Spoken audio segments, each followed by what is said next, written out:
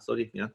자, 그 자기 결합회로는 우리가 결국에는 변압기를 보는 건데, 변압기는 말 그대로 전압을 바꿔주는 회로라고 우리가 이야기를 할 수 있겠습니다. 그리고 전압을 바꾸는 과정에서 이제 자기 결합을 해요. 그 자기장 알고 있죠? 자기장을 통해서 결합을 해가지고 우리가 손쉽게 전압을 바꿔줄 수 있는 회로가 됩니다. 일단은 변압기라는 게 뭔지 좀 알아야 될 것 같은데, 여러분 예전에 아직 못 봤을 법도 한데, 왼쪽 위에 있는 그림 혹시 보이나요? 이 그림? 이 네. 그림 혹시 이런 사진, 이런 거 뭐 어디서 본 적 있으세요? 시골길 가면 많이 나 있을 겁니다. 이게 뭐냐면은 발전소에서 집에다가 우리 집 마을까지는 굉장히 큰 압력, 큰 전압을 걸어서 전달을 해줍니다.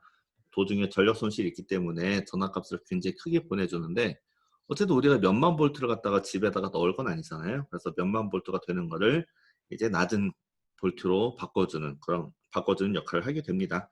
그래서 뭐 수천 볼트, 작게는 몇백 볼트까지 바꿔주는 회로가 요 왼쪽에 있는 전신주 회로고, 개인적으로 제가 어렸을 때 이렇게 이제 동네에 많이 있었는데, 여기서 이거를 수리하시던 분이 감전되면서 떨어지는 거를 어릴 때 좀 본 적이 있어요. 그래서 나는 개인적으로 이거 볼 때마다 그때 했던 생각이 계속 나는데, 어쨌든 큰 전압을 바꿔주는 회로가 됩니다.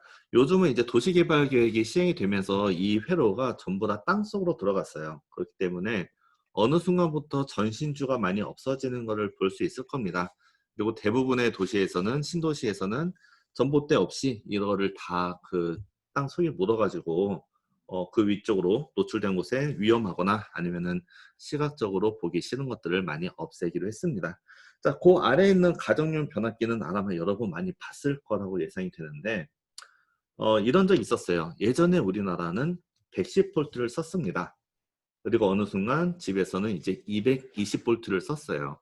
그래서 여러분의 집에 있는 가전기구가 110V짜리로 만들어졌는데, 그거를 220에다가 꼽으면 어떻게 했어요? 전압이 2배가 되니까 그 안에 회로가 다 망가졌습니다. 그래서 순차적으로 바꾸긴 했지만, 그리고 동시에 프리볼트라고 해서 여러 가지 전압을 다 소화할 수 있는 레귤레이터가 완성이 돼서 탑재도 되긴 했지만은, 기본적으로 예전에는 이런 걸 많이 썼습니다. 이건 뭐냐면은 110V를 220V로 올려주는 역할을 하는 거예요. 그래서 변압기 그 압력 전압을 바꿔준다 라고 이야기합니다. 그리고 여러분은 요즘에 직구를 많이 할 겁니다. 직구를 많이 할 텐데, 미국 같은 경우는 아직 110V를 쓰고 있어요. 110V를 쓰고 있기 때문에 미국에서 여러분 TV를 사서 집에다 가져가 와서 바로 꼽으면은, 물론 프리볼트가 지원되면 상관없어요. 그렇지 않은 경우도 많이 있어서 변압기와 함께 사용해야 되는 단점이 좀 있습니다. 몇 가지 옛날 가전들이 이제 미국에만 출시가 되는 가전들이 110만 지원하기 때문에 한국에 가져오면은 이제 동작을 안 하고 오히려 꼽자마자 고장이 나는 경우도 많이 있겠죠. 예를 들면은 제가 미국에 있을 때 그 같이 지내던 박사분이 되게 좋은 커피 머신을 샀어요. 정말 좋은 거였었어요. 그때 가격으로 한 200만 원 가까이 되는 건데, 한국 와서 못 모르고 당연히 프리볼트겠지 하고 꼽자마자 바로 태워버려서 버린 기억이 있습니다. 그만큼 전압에 대해서는 좀 민감하게 반응을 해줘야 되는 건데, 어쨌든 호환이 돼야 됩니다. 우리가 만든 가전제품의 그 전격 전압값이랑 우리 콘센트에서 나오는 값이랑 반드시 호환이 돼줘야만 해요. 그래서 그럴 때 이제 이런 가정용 변압기를 사서 220V를, 이거는 220V를 110V로 바꿔주는 그런 변압기가 되는 겁니다. 우리나라에서 쓴다면. 물론 거꾸로 가도 괜찮고. 자, 그런데 이런 변압기들의 이제 원리를 보면은 오른쪽처럼 되어 있는 형태가 되어 있습니다. 얘는 철심이고, 왼쪽에 있는 걸 왼쪽 오른쪽에 감겨 있는 게 전선이에요. 코일이라고 이제부터 부를 건데, 전선이 저렇게 되어 있습니다. 그래서 저걸 갖고 이제 변압을 우리가 하게 되는 거예요. 그래서 전압을 낮은 곳에서 높은 곳으로 갈 때, 즉 110에서 220V로 갈 때 우리는 승압이라고 합니다. 그리고 220V에서 115V로 낮을 때, 낮춰지죠? 이럴 때는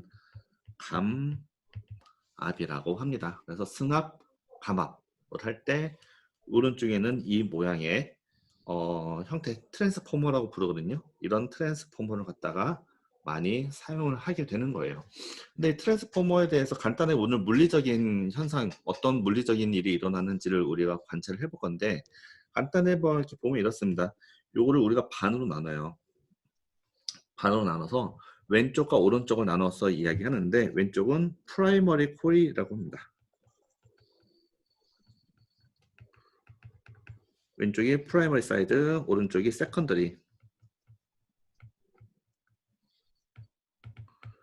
세컨더리 코일 혹은 세컨더리 사이즈라고 이야기합니다. 그래서 왼쪽에서 하는 역할은 뭐냐면은 여기다가 전류를 주게 되면은 요 안에서 자속이 생겨요. 그리고 이 나온 자속이 반대편으로 넘어가 가지고 나타난 자속이 다시 이쪽으로 전류를 만들어주는 역할을 하게 됩니다. 그래서 이게 가장 기본적인 형태가 되는 거고, 왼쪽에 있는 요 자속이 오른쪽에 있는 코일에 연결돼서 전류를 줄 때 우리는 이걸 갖다가 링크 되었다 혹은 링킹이 형성이 되었다라고 이야기를 하게 돼요. 그러니까 왼쪽에 있는 시스템이 이 오른쪽이랑 자기 결합을 했다라고 말을 합니다. 그래서 이게 변압기에서 되게 자주 사용하는 용어인데, 요즘에는 굳이 이렇게 변압기 말고도 이거를 좀 다른 형태로 사용을 하게 되는 거예요. 왼쪽에 있던 어떤 전력, 어떤 에너지가 자기의 형태를 통해서, 즉 자석의 형태를 통해서 오른쪽으로 넘어가게 되는 이건데, 이 자석, 마이너스 플러스죠. 이 자석이 가지고 있는 매력이 하나 있어요. 뭐냐면은 어떤 공간을 선이 없이도 넘어갈 수 있는 에너지가 되는 거예요. 그러니까 뭐냐면은 이걸 갖다 요즘에 많이 쓰는 게 이제 이런 겁니다. 여러분 요즘에 아마 많이 흔해졌을 거예요. 핸드폰을 갖다가 우리가 무선 충전을 할 수 있어요. 근데 그 원리가 뭐냐면은 무선 충전기 위에다가 핸드폰 이렇게 올려놓잖아요. 그럴 때 이 뒷면을 보면은 코일이 두 개가 있습니다. 그래서 얘가 프라이머리 코일, 얘가 세컨더리 코일이 돼가지고 프라이머리 코일에서 걸리는 전류값이 자석으로 바뀌고 거기는 자석이 다시 세컨더리 코일로 올라와서 핸드폰에다가 전력을 넘겨주는 거예요. 그래서 프라이머리 코일, 세컨더리 코일이 변압기에도 쓰고 있지만은 요즘에는 무선 충전 기술에도 많이 사용이 되고 있습니다. 그리고 이런 무선 충전 기술은 이제 전기차의 개발과 더불어서 우리가 전기차 충전하는 게 되게 힘들잖아요. 그래서 주차장 밑바닥에다가 이제 프라이머리 코일을 쫙 깔아요. 그리고 차 밑에는 세컨더리 코일을 깝니다. 그럼 주차한 것만으로도 뭘 할 수 있죠? 전기 자동차의 에너지를 계속 채울 수가 있게 되는 겁니다. 그래서 우리가 지금 배울 내용은 여기는 트랜스포머를 이용해서 그 안에 있는 물리적인 거, 그다음에 이거 갖다가 식으로 어떻게 풀어내고 회로를 어떻게 해석을 할 것인지를 배우겠지만은, 이런 자기결합회로 매그네틱하게 커플된 경우 같은 경우는 어떻게 보면은 미래 전기자동차 포함해서 다른 전력 부분에서도 아주 굉장히 많이 사용이 됩니다. 왜? 자속이라는 것 자체가 어떤 물질에 상관없이 일종의 무선으로 넘어갈 수 있게 되기 때문에 그렇습니다. 참고로 저 같은 경우도 이제 동물 몸속에다가 어떤 디바이스를 회로 시스템을 이제 임플란트를 하게 되는데, 몸 안에 집어넣은 전자장치는 문제가 이제 배터리를 바꾸는 게 정말 힘들어요. 몸 안에 들어가기 때문에 수술을 해서 넣고 동작을 하다가 배터리가 끝나면은 빼기 위한 수술하고 배터리 갈고 또 집어넣고 수술하고 뭐 이렇기 때문에 저 같은 경우도 이렇게 자기결합 회로를 가지고 에너지 넘기는 걸 많이 합니다. 그래서 우리가 배우는 거는 트랜스포머라는 굉장히 옛날 구시대적인 디바이스지만은 거기 안에 있는 내용은 무선 전력 충전이라는 카테고리 하나 때문에 앞으로도 굉장히 중요하게 사용이 될 걸로 기억을 해주시면 좋겠습니다. 자, 그래서 우리가 트랜스포머, 여기 오른쪽에 있는 얘를 이제 배우기 전에 두 가지로 좀 나눠서 볼게요. 하나는 프라이머리 쪽, 하나는 세컨더리 쪽을 나눠서 어떤 물리적 현상이 일어나는가, 그곳에서는 무슨 일이 일어나고 있는지에 대해서 먼저 한번 봐보도록 하겠습니다. 자, 프라이머리 쪽 먼저 봐보도록 할게요. 자, 프라이머리 쪽에서 나타나는 일을 우리가 알기 전에 일단은 우리가 이걸 알아야 돼요. 여러분, 앙페르 법칙이라고 들어봤나요? 앙페르 법칙. 전자기학 할 때 배우고 있죠? 그죠? 이런 거 안 배웠어요?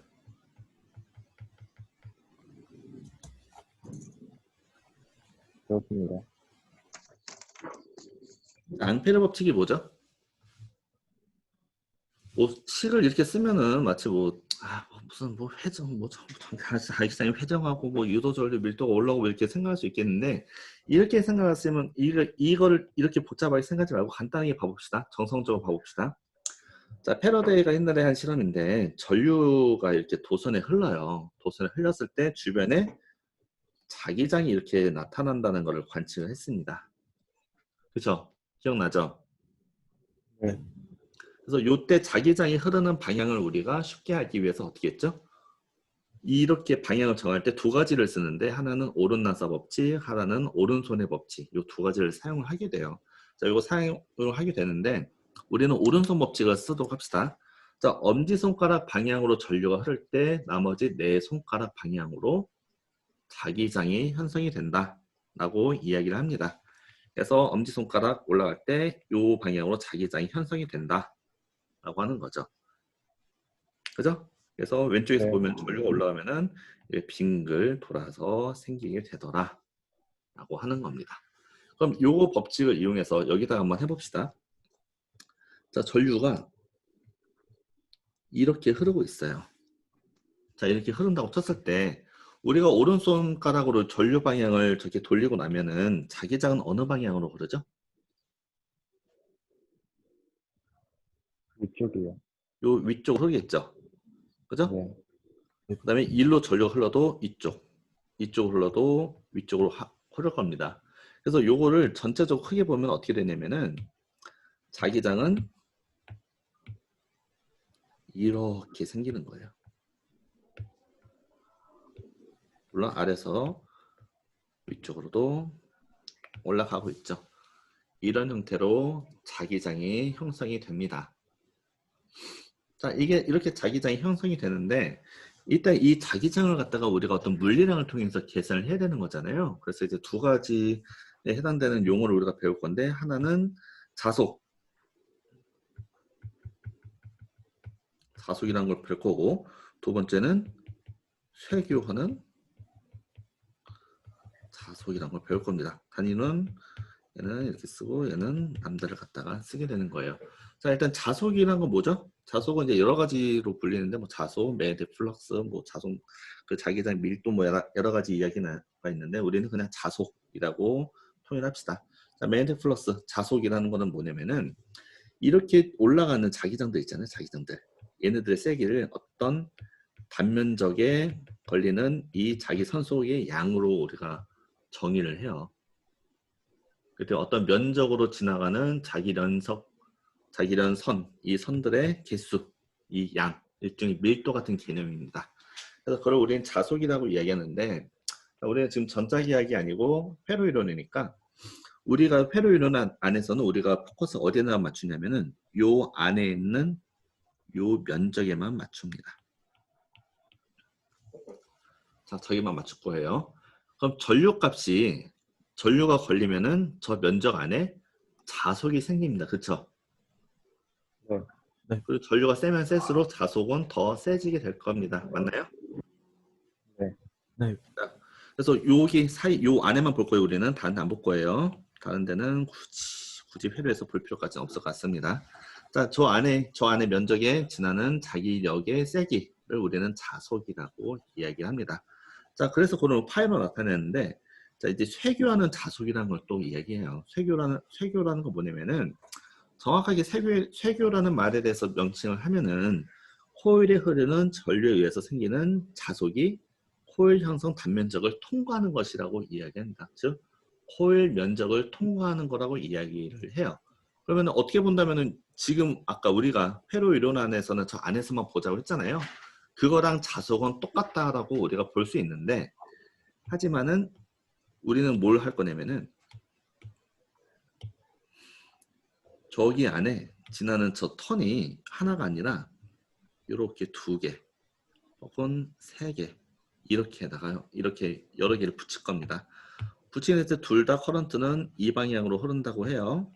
이 방향으로. 그럼 맨 아래 거에 의해서 나타나는 자속 더하기 두 번째 거에 의해서 나타나는 자속 마지막 세 번째 거 링에서 나타나는 자속 이 다 합쳐지겠죠. 그죠? 네. 그래서 요거 하나당 나타나는 자속이 파이라고 한다면 여기 전체 면적의 전체에서 나타나는 저 자속은 내가 저걸 몇 번 감았냐의 배수가 될 겁니다. 한 번 감았을 때가 파이면 2번 감으면은 2배가 될 거고 3번 감으면은 3번이 되겠죠. 그래서 n수가 뭐가 되는지 간에 유효한 단면적에 지나는 총 자속을 우리는 쇄교하는 자속 람다라고 부르고 그때 그걸 우리는 자속 링키지라고 이야기를 합니다. 이걸 우리 링키지라고 이야기를 해요.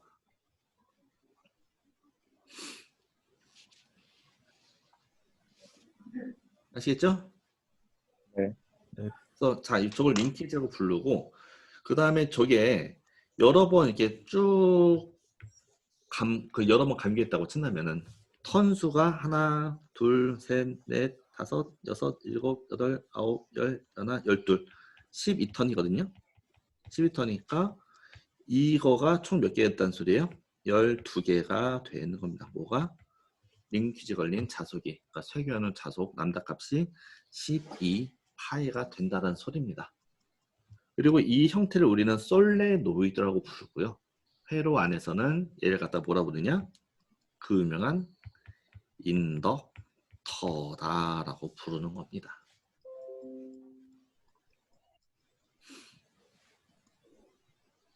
아시겠죠?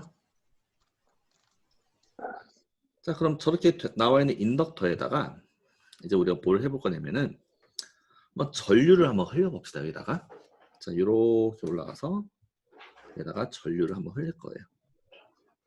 전류를 이쪽 방향으로 흘려봅시다. 자, 전류를 이쪽 방향 흘렸어요. 그럼 전류가 어딜 타고 가요? 쭉쭉 타고 가서 맨 마지막에 돌아서 자기 자리로 오겠죠. 그죠? 그리고 여기에는 전압이 걸리게 될 겁니다. 자, 전압이 걸리게 될 건데 저 걸리는 전압은 무엇이 되냐?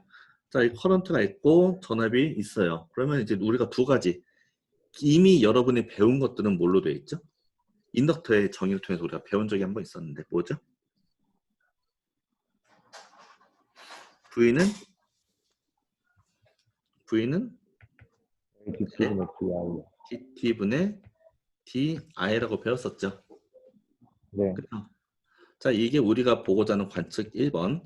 두 번째는 이제 쇄교하는 자속 람다 값에 의해서 나타나는 걸 볼 건데 그때 관점은 뭐냐면은 패러데이가 뭐라고 했냐? 아, 저기에 걸리는 그 전압은 뭐가 되냐?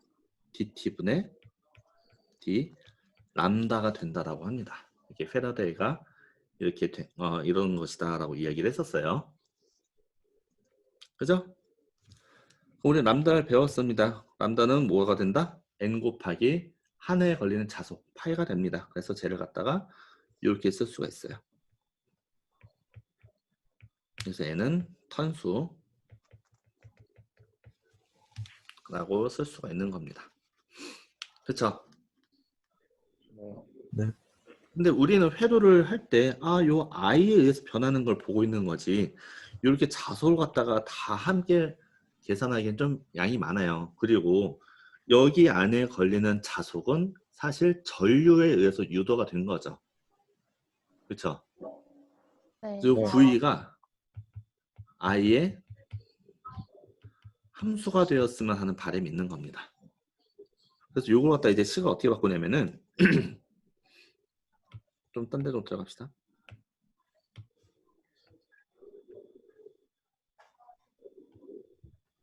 식 갖다가 어떻게 바꾸냐면은 너는 n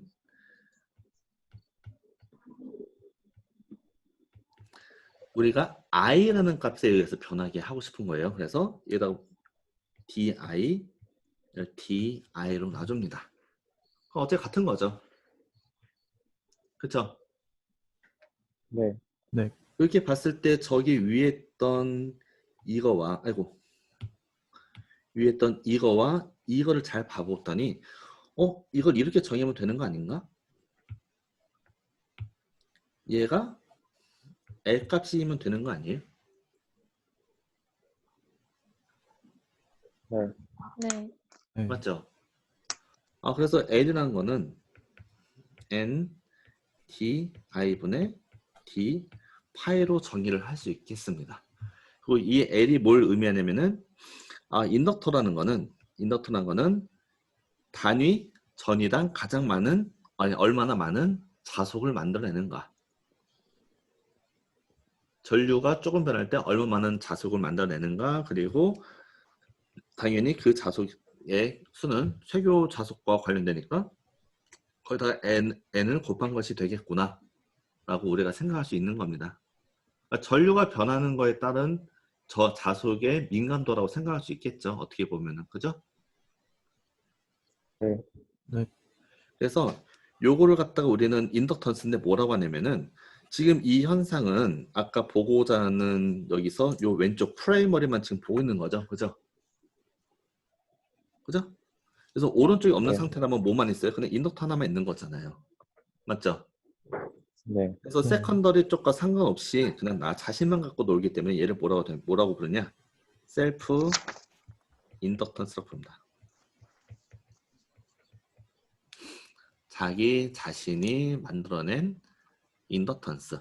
세컨이랑 상관없이 자기 혼자 놀고 있는 인덕턴스라고 해서 이거를 갖다가 우리는 셀프 인덕턴스다 라고 부르게 되는 거예요.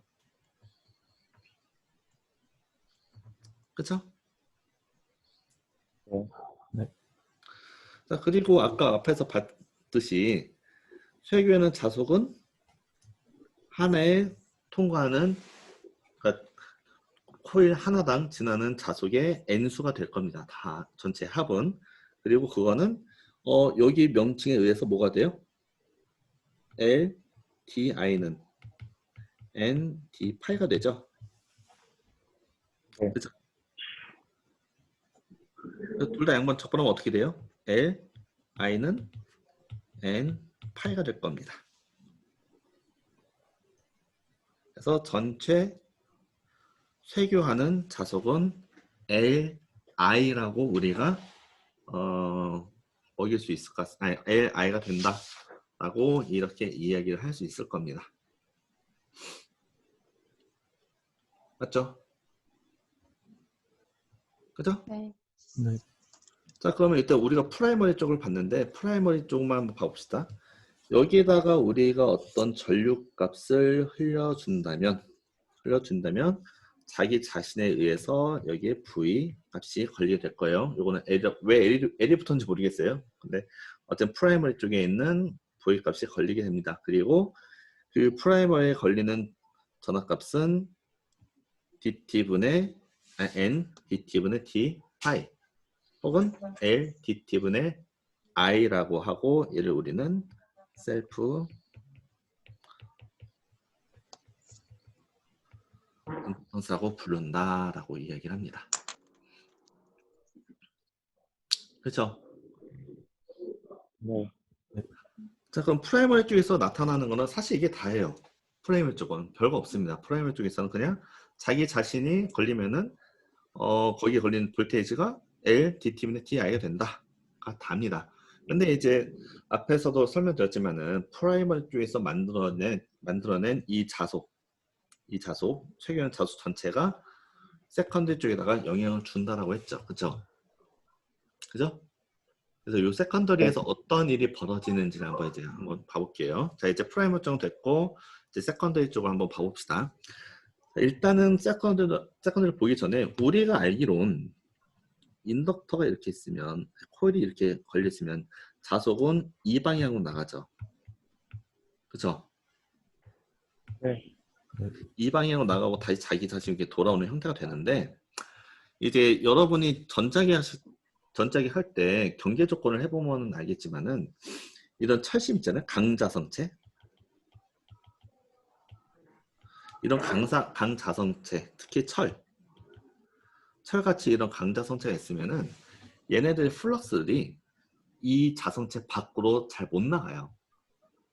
이 자성체 안에만 있게 되는 겁니다. 무슨 말이냐면은 이쪽에서 이제 만들어낸 여기 단면적에서 만들어낸 자속들이 거의 대부분 일로 넘어온다는 소리예요. 그러니까 일종의 여기 있는 철심은 뭐냐면은 자속들의 가야 된다. 어디로? 두 번째 있는 코일, 세컨더리 코일로 가이드 해주는 겁니다. 자속들 딴 데 가지 말고 다 이쪽으로 와 라고 만들어주는 형태가 돼요. 그래서 이 철심 모양 자체가 어떻게 본다면 자속이 돌고 있는 모양 그 자체가 되는 거예요.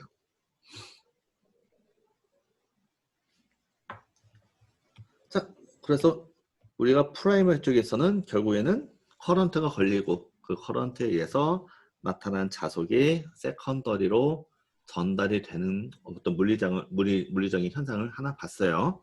이제 세컨더리에서는 이제 들어온 자속이 여기 안에다가 전류값을 이제 만들어주게 되는데, 자, 그 법칙이 바로 뭐냐면은 패러데이에서 전자기 유도 법칙 혹은 렌츠의 법칙이라고 우리가 이야기를 합니다. 자, 라이트 플럭스 자속이 어떻게 전류값으로 만들어내는가에 해당되는 건데, 렌즈 법칙은 이런 거죠. 유도 기전력이랑 유도 전류를 자기장의 변화를 상쇄하는 방향으로, 죄송합니다. 유도 기전력이나 유도 전류는 자기장의 변화를 상쇄하는 방향으로 만들어진다라고 이야기를 해요. 일종의 이제 밀당 같은 건데, 자, 우리가 자석이 하나 있어요. 자석이 이쪽으로 쑥 들어가는 도중이라고 쳐봅시다. 들어오게 되면은 얘 입장에서 어떻게 되는 거예요? 내가 자석이 늘어나고 있으니까 이거를 상쇄하는 방향으로 새로운 자석을 자기가 만들어요. 그러니까 이렇게 들어오니까 얘는 어느 방향? 이 방향으로 자석을 만들어냅니다. 그러니까 자석이 늘어나니까 그만 들어와 하면서 이거를 막는 방향으로 새로운 자석이 만들어져요. 반대로 여기 있는 것들이 이제 멀어지면은 요 통 안에는 어떻게 돼요? 자석이 줄어들죠. 그렇죠? 그래서 가지마 나 자석 줄어들어라면서 이 방향으로 새로운 자석을 만들어냅니다. S도 마찬가지겠죠. S 같은 경우 들어가면은 자석이 줄어드니까 역시 이걸 상쇄하는 방향 만들어지고, 멀어지면은 가지마 이러면서 다시 이쪽 방향으로 만들어지게 되는 겁니다. 그래서 렌즈 법칙이 이제 이런 형태로 새로운 좌석이 만들어졌다고 하고요. 이 상태에서 다시 오른손 법칙을 사용합니다. 자, 자석이 이쪽 방향으로 만들어졌죠. 그죠? 이쪽 방향에다가 오른쪽 손을 감아 봅시다. 오른쪽 손을 딱 대면은 오른손에 엄지손가락을 대면은 그때 나머지 네 손가락이 돌아가는 방향으로 뭐가 만들어진다? 전류가 만들어지게 되는 겁니다. 이 방향으로.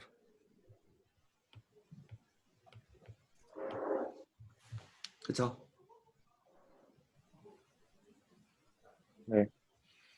자, 여기도 역시 이 방향으로 만들어질 거고, 반대편은 거꾸로 내려오겠죠? 이 같은 경우는 어느 방향?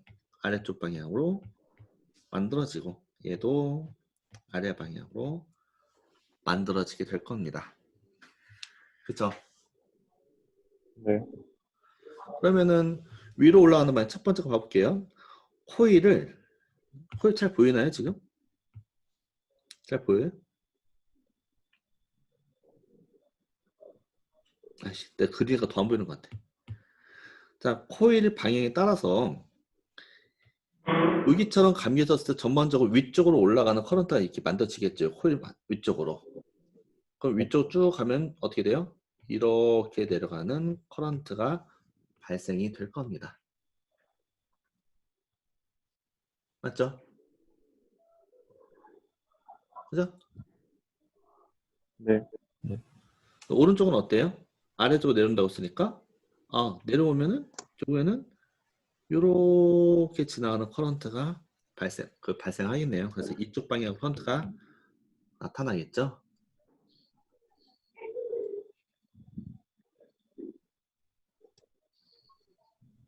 그쵸? 오늘 네. 좀 필기량이 좀 많아요. 미리 말합니다. 자, 아래쪽으로 커런트가 발생이 될 겁니다. 그러면 결국에 그러면은 레이 렌즈의 법칙이랑 아까 봤던 앙페르 법칙이랑 한번 비교를 한번 해볼게요. 다시 첫 번째로 와서, 자, 우리가 여기다가 커런트 소스 하나 걸었습니다. 걸었으면은 일단 자기장은 어느 방향으로 할까요? 이쪽으로 돌고 있는 거니까 여기서 자기장은 어느 방향? 이쪽이요. 위쪽 방향으로 올라갈 겁니다. 이쪽 방향으로 자기장 만들어지고, 이 자기장은 어떻게 돼요? 이번엔 이쪽으로 갔다가 걸리겠죠. 네. 자, 걸리는데 렌즈 법칙에 의하면 뭐다? 걸리는 거를 상쇄하는 방향으로 만들어진다라고 했습니다. 그죠? 네. 그럼 이쪽 방향에 해당되는 저항하는, 그러니까 들어오고 있자 하는 자기장을 저항하는 혹은 상쇄하는 새로운 자속이 생기겠죠. 네. 그러면 자속이 생기니까 위쪽 방향이니까 전반적으로 여기에 걸리는 커런트는 이 방향으로 돌 겁니다. 그죠? 네. 각각에 대해서 어떻게 커런트가 생겨요? 이쪽, 이쪽 이렇게 걸리는 커런트가 생기겠죠? 그렇죠? 네. 맞죠? 그래서 네. 최종적으로 이쪽으로 커런트가 나오게 될 겁니다.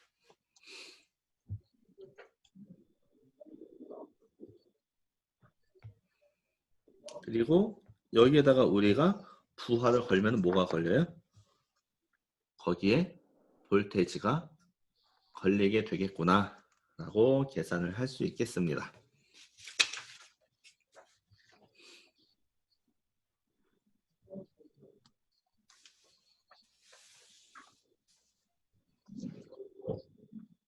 그렇죠? 네. 네. 자, 이게 이렇게 계산이 된다라고 볼 수 있고, 이제 뭘 할 거냐면은, 그러면은 왼쪽에서 걸린 전류값이 오른쪽에다가 볼테이지 값을 만들어낸다고 했었는데, 그러면은 얼마나, 그 값이 얼마나 되고 계산은 어떻게 되는지 한번 우리가 계산해 봅시다. 자, 왼쪽에다가 커런트를 이렇게 걸었어요. 자, 이때 걸리는 모든 걸 해봅시다. 이때 여기 자체 왜 이게 다 지워질까? 못 잡았었나? 자, 이때 여기 양단에 V가 걸립니다. 그래서 왼쪽 프라이머 쪽을 우리는 1번이라고 할게요. 그래서 얘는 I 1번이 됩니다. 프라이머 쪽이 1번, 세컨더리가 2번이라고 우리가 해볼게요. 1번, 2번이라고. 그래서 여기 걸리는 V1은 뭐가 되죠? 아까 우리가 계산한 거에 의하면 V1은 L1 DT분의 DI1이 걸리게 될 겁니다. 그렇겠죠? 네. 그럼 이제 여기에 걸리는, 여기에 저항이 있다고 쳤을 때 여기 걸리는 V2는 과연 무엇이 되는가? 라는 건데, 자, V2를 봐볼게요. 자, V2는 아까 페레르의 법칙에 의해서 쟤는 DT분의 D 람다 2가 될 겁니다. 세컨더리 코일 쪽에서 쇄교하는 모든 자속의 변화량이 될 거예요. 그렇죠? 네. 그리고 이거를 갖다가 우리는 DT분의 D 두 번째, 여기는 턴수가 N2고 여기 N 한 번이 걸렸다고 칩시다. 그리고 얘를 L2라고 하고 L1이라고 할게요. 둘 다 인덕터니까 인덕터스 값이. 자, 그랬을 때 오른쪽에 쇄교하는 거는 N2 곱하기 오른쪽에 들어가 있는 자속이 될 텐데, 여기는 자속을 봐봅시다. 자, 요 철심이 어떤 역할을 한다고 했죠? 모든 자속을 이쪽으로 유도해서 넘겨주는 역할을 한다고 했죠? 그쵸? 네. 그래서 왼쪽에서 올라가는 자속이나 오른쪽에 들어가는 자속이나 그 크기는 어떻게 했어요? 이 자속은 왼쪽, 오른쪽 상관없겠죠. 네. 네. 그렇죠? 그렇기 때문에 너는 그럼 파이2를 우리가 굳이 구분하지 않고 그냥 n2 파이라고도 둬도 될 것 같습니다. 왼쪽에서 만들어진 건 똑같으니까 이 자체는 그냥 파이니까 플러스 마이너스 플러스는 그렇죠? 그죠? 네. 그리고 왼쪽에서 어떻게 돼요? 왼쪽에선 요 파이가 그럼 아까 뭐로 만들어졌죠? 파이는 뭐로 왼쪽에서 파이는 뭘로 만들어질 수 있죠? 우리가 아까 C 이거 갖다 쓰게 되면 뭐라고 쓸 수 있어요? n분의 람다라고 쓸 수 있을 것 같습니다. 맞죠? 네. 네. 그리고 또 오른쪽 인덕턴스 쓰면 뭐라고 쓸 수 있어요? 인덕턴스는 n분의 li라고 쓸 수 있겠죠. 그렇죠? 네. 자, 우리는 오른쪽으로 한번 써봅시다. 자, 요 파이는 우리가 n분의 li라고 했는데 지금 다 1번 쪽 프라이머리 쪽에서 나타나고 있는 선속들이죠. 그죠? 네. 자, 1번 쪽이니까 그래서 얘를 갖다가 여기다 바로 한번 집어넣어 봅시다. 자, 바로 집어넣으면 어떻게 돼요? dt분의 d n2에다가 뭐가 된다? n1분의 l1 1번의 인덕턴스 셀프 인덕턴스죠? 이거에 i1이 될 겁니다.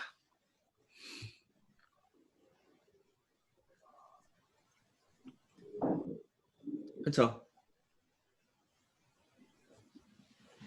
그죠? 네.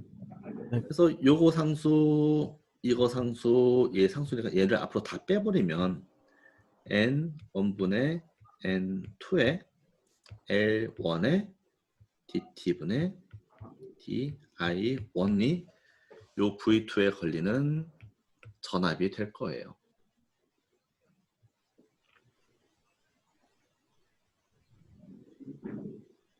그죠? 네. 자, 그리고 이때 여기 있는 이 값에 대해서 우리가 정의를 하는데 얘를 상호 인덕턴스라고 이야기를 하거든요. 근데 이게 뭐냐면은 자, 우리가 그 기본적인 인덕터의 값을 본다면 여기는 이 값으로 되는 거잖아요. L1분의 DT분의 DI로 되잖아요. 그렇죠? 네. 근데 얘는 프라이머리 쪽에 실제 지나가는 커런트가 되는 거고 얘는 뭐가 돼요? I1이니까 세컨더리지만은 프라이머리 쪽에서 나타난 전류가 세컨더리 쪽에서 유도가 되는 거죠. 그렇죠? 네. 기본적인 폼은 이거 갖고 우리가 새로운 L로 하면은 L DT분의 DI가 되는 건 맞아요. 맞는데 이 I가 자기 자신이 아니고 저 반대편에 있는 거기 때문에 이걸 갖다가 우리가 인덕터라고 새로 정의를 하지만 그 인덕터를 뭐라고 하냐면은 상호 더 지읍시다. 상호 인덕턴스라고 부릅니다. 그리고 얘를 갖다가 우리는 뭐라고 하냐? L 2번에서 2번인데 1번에 의해서 영향을 받는 상호 인덕턴스에서 L21이라고 부릅니다. 그래서 무처 인덕턴스를 좀 더 많이 쓰는데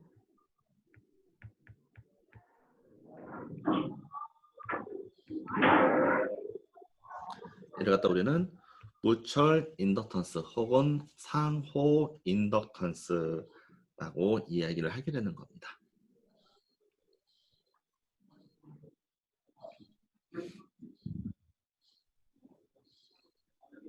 되겠죠? 그래서 최종적으로 쓰면 뭐가 된다?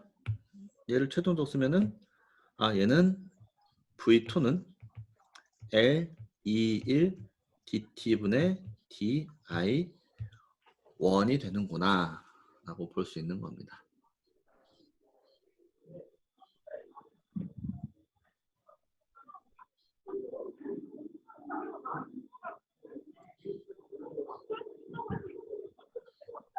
그렇죠? 네. 네. 그래서 왼편 봐봅시다. 왼편 봐보면은 얘는 자기 자신에 의해서 셀프 인덕턴스에 의해서 유도된 전압이 걸리고 여기다 전류 흘렸을 때 V1만큼의 전압이 걸리고 그 다음에 여기서 나타난 매그네틱 플러스가 쭉 넘어가서 세컨더리로 가갖고 세컨더리에 이런 전압을 나타내는 거예요. 그래서 얘를 유도 전압이다라고 이야기를 우리가 할 수 있겠습니다. 유도된 거. I1에 의해서 유도된 전압이라고 이야기를 할 수 있겠죠. 맞죠? 네. 네. 그럼 요거 갖다가 우리가 하나만 더 생각할게요. 그러면은 프라이머리 쪽 V 그 다음에 세컨더리 쪽 V 1, V2를 한번 봐볼게요. 자, 이 상태에서 프라이머리 쪽에 걸린 거는 L1 DT분의 DI1이 걸렸습니다. 그리고 L2는 뭐가 걸렸어요? L21에 그 상호 뮤추얼 인덕턴스에다가 DT분의 DI1이 걸렸어요.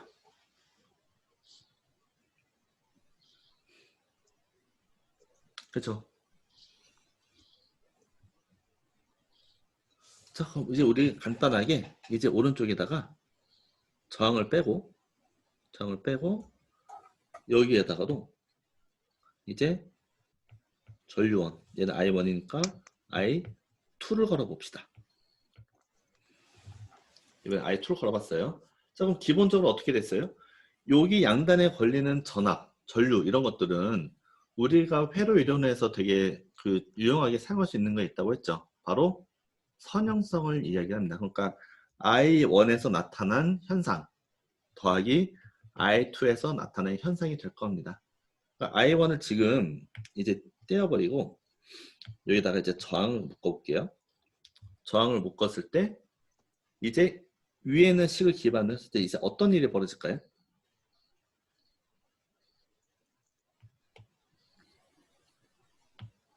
V1이 바뀝니다. V1에다가 기존에 원래 저항이 있었던 거 지금은 L1 쪽에만 전류원이 있었던 거고 지금 L2에 의해서 나타나는 거는 V1은 뭐가 되겠어요? L1, 2, 2에서 나타난 1번 인덕턴스 그 다음에 DT분의 DI 1번, 2번? 2번이 걸릴 겁니다. 그렇죠?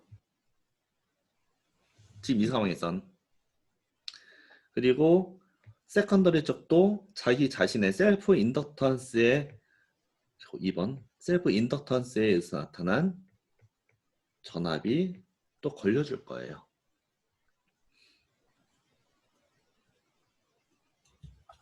그죠?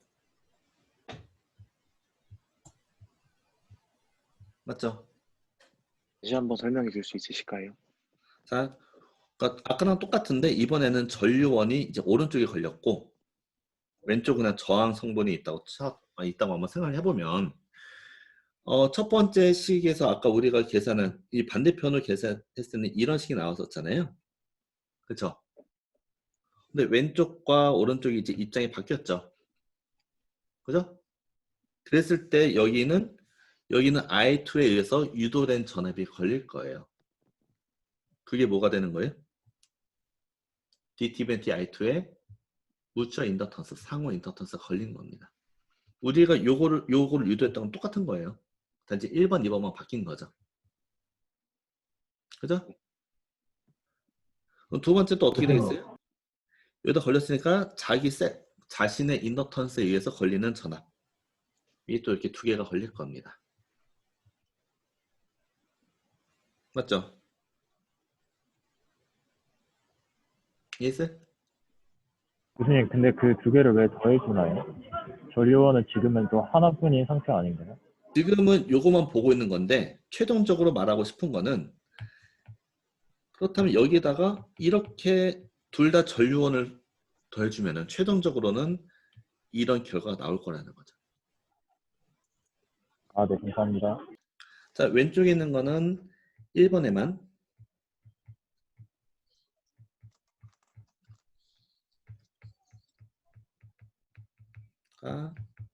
있을 때 얘는 뭐예요? 2에만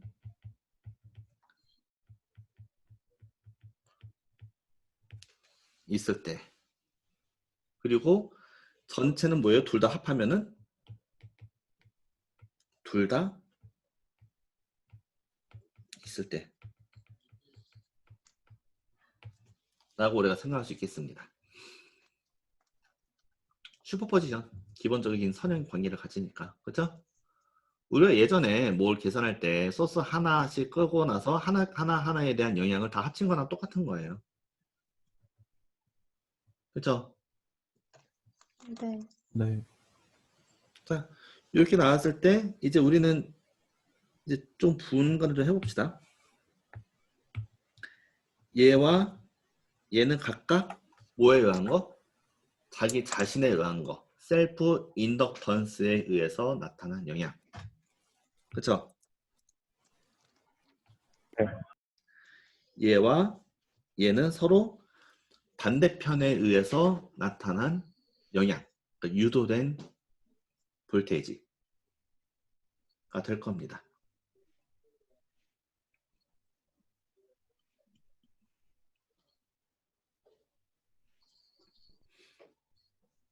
그렇겠죠? 네. 자, 그리고 여기에 걸리는 얘네들 서로 무처 인덕턴스 L12, L21은 사실상 같아요. 자, 이거를 같다라고 표현을 하려면 뭐라 해야 되냐면은 프라이머리 쪽에서 나타난 전력과 세컨더리 쪽에서 나타난 전력 값이 같다라고 볼 때 에너지가 100으로 잡고 넘어간다고 쳤을 때 수식을 갖다가 쫙 전개하면은 L12와 L21은 같다. 그러니까 서로 간에 상호 인덕터스는 같다라고 우리가 그 말을 할 수 있거든요. 근데 그거를 갖다가 유도하는 것보다는 그러니까 유도해서 들어가는 노력 대비 결과가 그렇게 크지 않아요. 그래서 일단 이거는 그냥 이렇게 알고 넘어갑시다. L12와 L2는 서로 같습니다. 그래서 얘들 갖다가 구분을 지어주지 않고요. 구분을 주지 않고 얘는 그냥 M이라고 써줘요.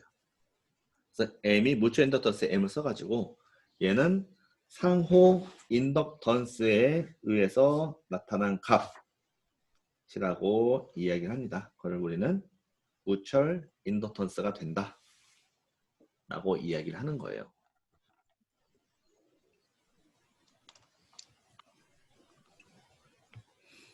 자, 그랬을 때 이제 이런 형태가 나타났을 때 아이고 뭐야. 자, 요런 형태가 나타났을 때 이제 식을 갖다가 간단하게 쓸 수 있을 겁니다.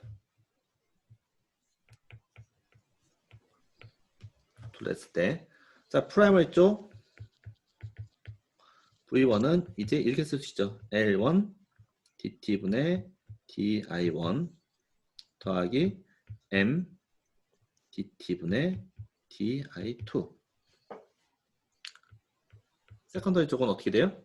V2는 L2 DT분의 DI2 더하기 M DT분의 DI1이 된다 라고 이제 쓸 수 있게 될 겁니다.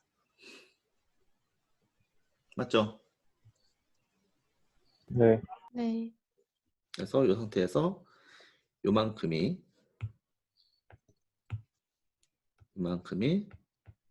셀프, 이만큼이 무철 인덕턴스 값에 의해서 나타난 것이다 라고 우리가 생각할 수 있게 되겠습니다. 그래서 기본식이 이게 돼요. 기본식이. 그쵸? 네. 자, 그래서 기본식이 저게 되고 요 무처 인덕턴스 한번 볼게요. 자, 무처 인덕턴스는 L21이고 이거는 L12와 같은 거라고 했죠. 그쵸? 네. 근데 요걸 갖다가 우리가 이렇게 봅시다. 자, M 곱하기 M을 해요. 그럼 L21, L12가 될 겁니다.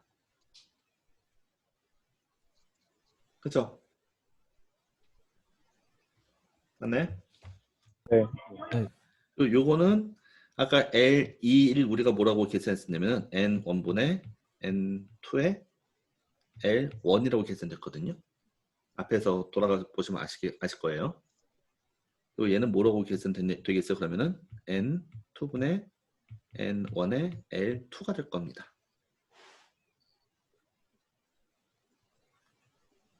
그렇죠? 네. 그래서 얘 두 개 곱하면 어떻게 돼요? N1, N2 턴수들은 이제 상관없이 뭐만 남아요? L1, L2만 남겠죠? 얘네 서로 두 개 곱한 거니까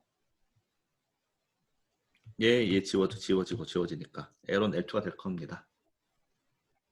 따라서 M은 이제 뭐가 되는 거예요? M은 루트 L1과 L2로 계산이 되는구나 라고 우리가 생각을 할 수 있겠습니다.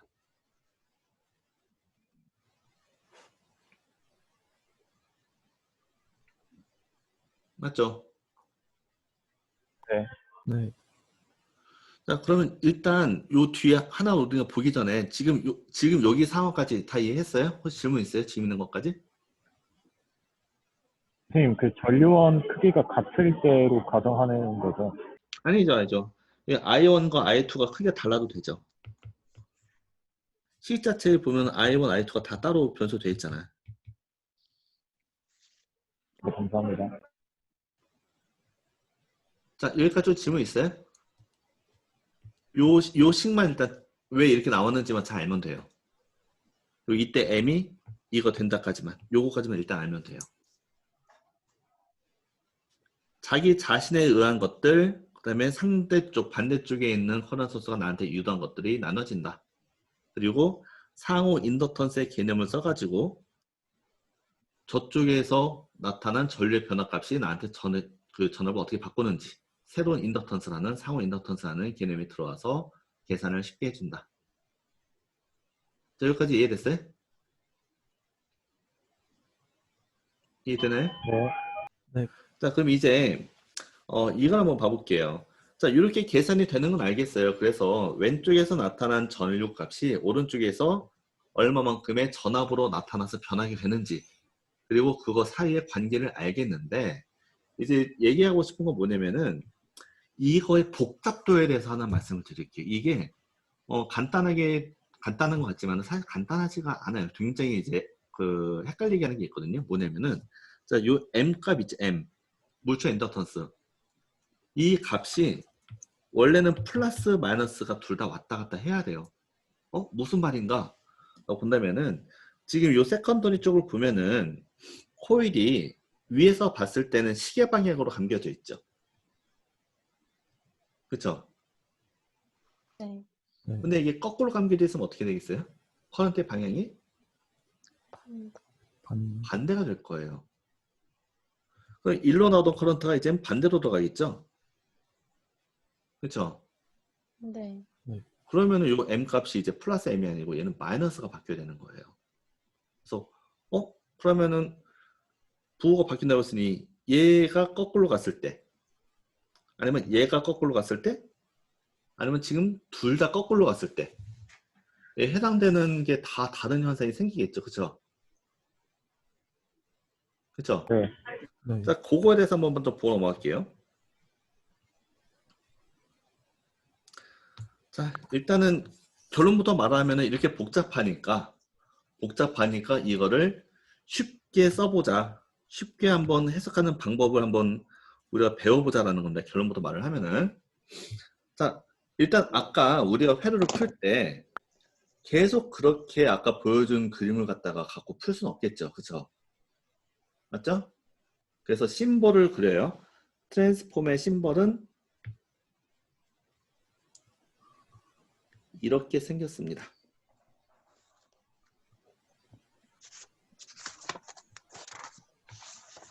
이렇게 생겼어요.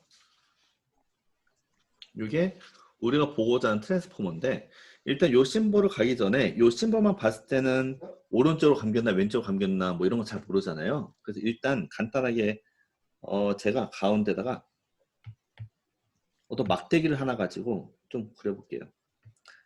자, 왼쪽, 오른쪽이 있고 전선을 그릴게요. 전선이 이쪽으로 와서 일로 갑니다. 이렇게 가고 여기 커런트가 소스가 있어요. 자, 이럴 때 오른쪽에서는 이렇게 해봅시다.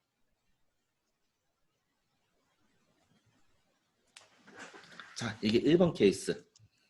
1번 케이스. 2번 케이스는 똑같이 막대인데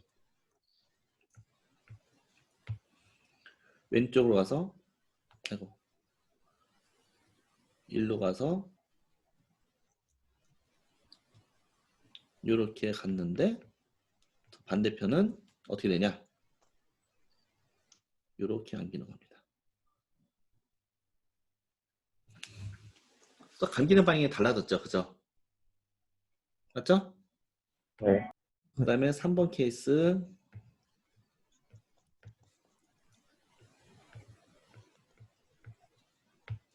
이번 얘가 뒤로 들어가요.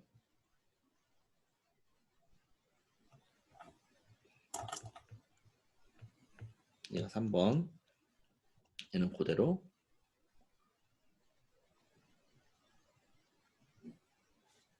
그 다음에 4번은 얘가 뒤로 들어가고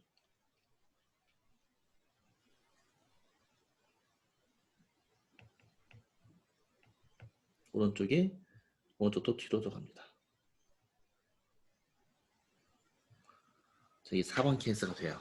자, 각각에 대해서 한 번씩 해봅시다. 자, 이쪽으로 커런트가 흘러요. 이쪽으로 커런트가 흐르면은 자속은 어느 방향으로 생기겠어요?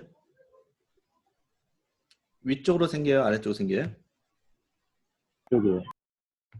또 위쪽으로 자속이 생기겠죠. 그리고 그리고 이게 쭉 넘어가서 이쪽 방향으로 흐르는 자속이 생길 겁니다. 맞죠? 그죠?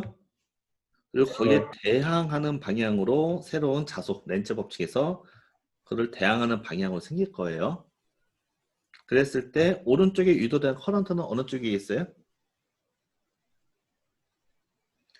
엄지손가락으로 요 연도색 화살표를 그리면 커런트는 어느 방향? 이 방향으로 흐르겠죠. 그렇죠? 그래서 이쪽 방향으로 커런트가 나올 겁니다. 맞죠?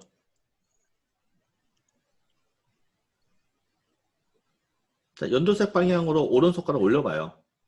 그럼 저 봉을 잡는 방향으로 커런트가 생기죠? 네. 그죠? 그럼 요 위편에서는 오른쪽으로 이렇게 돌아 들어가니까 커런트는 이렇게 돌아 들어가서 요 방향으로 나오는 방향으로 커런트가 생길 거잖아요. 그래서 최종적으로는 이 방향에 커런트가 생기게 될 겁니다. 그렇죠? 네. 자, 오른쪽 봐봅시다. 같을 거예요. 왼편 똑같으니까 역시 이 방향으로 대항하는 자속이 생길 겁니다. 그렇죠?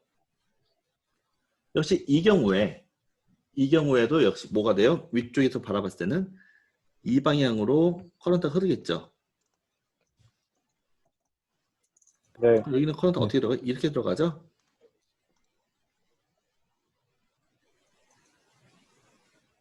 그렇겠죠. 네. 자, 그럼 3번 케이스 봐봅시다. 이쪽 방향으로 커런트 걸면 뭐가 돼요? 이번엔 자속이 반대편으로 생길 겁니다. 그리고 대항하는 자속이 아래쪽을 향하는 모양을 가질 거예요. 자, 오른손 막 돌려봐. 오른손 하다 보면 뭐 로마 시대 죽이고 살리는 거 있잖아. 막 왔다 갔다 할 거 아니야. 그럼 자속은 반대 방향으로 생겨 넘어갈 거고 거의 대항하는 자속이 생기는 거는 아래쪽을 향해서 형성이 될 거예요. 맞죠? 네. 네. 그럼 여기도 마찬가지겠네요. 그죠? 똑같이 이 방향으로 대항을 될 텐데 자, 이렇게 대항을 됐을 때 역시 대항하는 쪽으로 엄지손가락을 세운 다음에 손가락 돌려봅시다. 어느 방향으로 커런트가 흐르겠어요? 이쪽으로 흐르겠죠. 그죠? 네. 그래서 이 방향으로 커런트가 생기게 될 겁니다. 자, 마지막은 어떻게 돼 있어 그러면은? 이번에는 엄지손가락으로 요 4번 케이스에 해당되는 연두색에다가 맞춰주면은 어디로 흘러요? 역시 이 방향으로 흐르겠죠. 이 경우 커런트 어디로 가요? 일로 갈 겁니다. 그쵸? 네. 네. 그러면은 이제 이거를 기반으로 했을 때, 각각에 걸리는 무철 인덕턴스에 의해서 나타난 값은 어떻게 될까요? 크기는 m tt분의 di1일 거예요.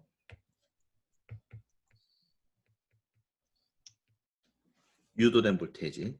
아이고. 뭐하시지? V2. V2는 얘도 V2는 유도된 상태에서.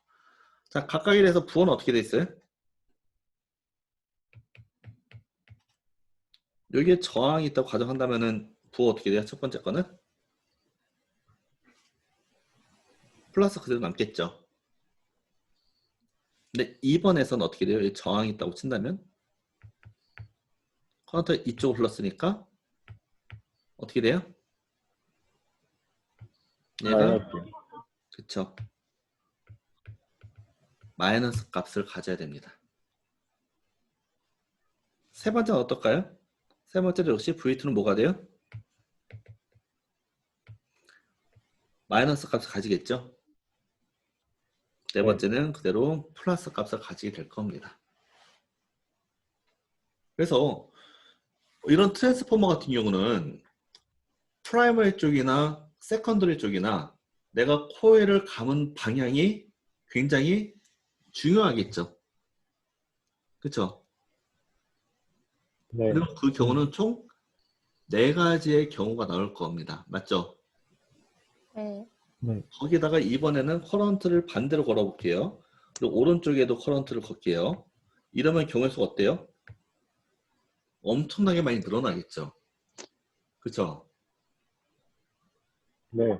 그래서 우리는 일단 2가지 관점에서 이거를 간략하게 할 필요가 있어요. 하나는 첫 번째, 매번마다 회로도를 이런 식으로 그릴 수는 없습니다. 이거 갖다가 이런 식으로 그릴 건데 이거 같은 경우는 턴이 어디로 되는지 지금 보이지가 않는 거죠. 맞죠? 네. 네. 그리고 이게 복잡한 것들을 최대한 간단하게 나타낼 수 있는 방법을 찾아야 돼요. 그게 우리가 다음 시간에 할 닷 컨벤션이라는 겁니다. 자, 닷 컨벤션은 전혀 어렵지가 않아요. 진짜 너무너무 쉬운데 여러분이 책을 보면 어려울 거예요. 아마. 자, 닷 컨벤션은 우리가 뭘 보냐면은 여기 있는 요 부분, 여기는 막대기가 원래는 없겠죠. 요 막대기가 있을 때 위에 걸쳐져 있는 부분 있죠. 위에 걸쳐져 있는 부분 어디예요? 여기, 여기는 아래, 여기는 아래, 여기는 위, 여기는 아래, 이렇게 막대기에서 위에 선이 걸쳐져 있죠. 그렇죠? 네. 자, 걸쳐져 있는 그 점에다가 그냥 동그라미 찍는 거예요. 위에 걸쳐져 있는 곳이구나 하고 동그라미 찍습니다. 이게 뭔 말인가 보면은 자, 1번, 2번, 3번, 4번에 대해서 이제 간략화된 기호를 한번 써볼게요. 자, 1번 같은 경우는 위쪽 둘 다 위쪽에 지금 걸쳐져 있죠. 네. 그렇죠? 그래서 거기다가 이렇게 닷을 찍습니다. 사람 모양 같죠? 어떻게 보면. 자, 오른쪽은 어떻게 되어 있어요? 2번 같은 경우는 자, 요게 기본적인 트랜스포머를 나타내는 기호고 그 도트를 어디다 찍어줘야 돼요? 얘는 위쪽, 얘는 아래쪽. 이걸 찍어주면은 2번이 됩니다.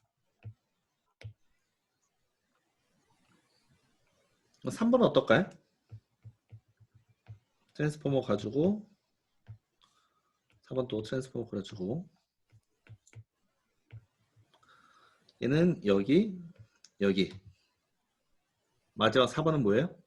둘 다 아래쪽 이렇게 찍어져 갖고 턴이 어느 방향으로 감겼는지를 미리 보여주게 되는 겁니다. 아셨죠? 네. 네. 자, 그래서 일단 오늘 수업의 결론은 뭐다? 오늘 수업의 결론은 트랜스포머 양단에 전류가 걸렸을 때 V1, V2가 나눠진다. 나눠지고 이거를 우리는 프라이머리 쪽이라고 부르고 얘를 세컨더리라고 부른다. 그리고 얘는 자기 자신이 만든 인덕터에 의해서 그리고 자기 자신이 만든 전류에 의해서 나타나는 셀프에 의한 전압이 하나 걸리고 투 걸리고 두 번째는 상호 간에 의해서 나타나는 인덕턴스, 상호 인덕턴스, 뮤투 인덕턴스에 통해서 저쪽 반대편에 있는 커런트에서 영향을 받는데 이때 부호는 플러스가 될 수도 있고 마이너스가 될 수도 있구나. 그리고 이 플러스가 되고 마이너스가 되는 거는 우리가 회로를 보고 볼 건데 이런 닷 컨벤션이라는 컨벤션을 통해 갖고 부호를 결정을 해 주니까 회로를 갖다가 이렇게 어떻게 표현하는지 그리고 그거 갖다가 이거에 어떻게 매칭을 시킬 수 있을 건지에 대해서 연습을 해보고 그 다음에 이거 갖다가 우리가 정밀하게 분석을 하기 위해서는 어떻게 해야 되는가 다음 시간에 배우겠구나 정도만 아시면 되겠습니다. 아셨나요? 네. 네. 자, 혹시 뭐 질문 있어요? 일단 오늘 수업 여기까지. 교수님, 응? 혹시 질문 하나 드려도 될까요? 제가 그 렌츠 법칙이랑 이제 수업 내용을 이해했는데 중간에 그 프라이머리에서 세컨더리로 그 자속이 이동할 때 세컨더리에서 대항하는 그 자속이 어떻게 나오는지 혹시 간단하게 설명 다시 해주실 수 있을까요? 그러니까 세컨더리 쪽에서 코일이 이렇게 있다고 친다면 이제 프라이머리 쪽에서 자속이 이쪽 방향으로 넘어오니까 그지? 그러니까 얘를 대항하는 것에 해당되는 걸로 이렇게 자속을 만들고 대항하는 자속에 의해서 이 코일의 전류가 돌아가는 형태라고 했잖아. 이 방향으로.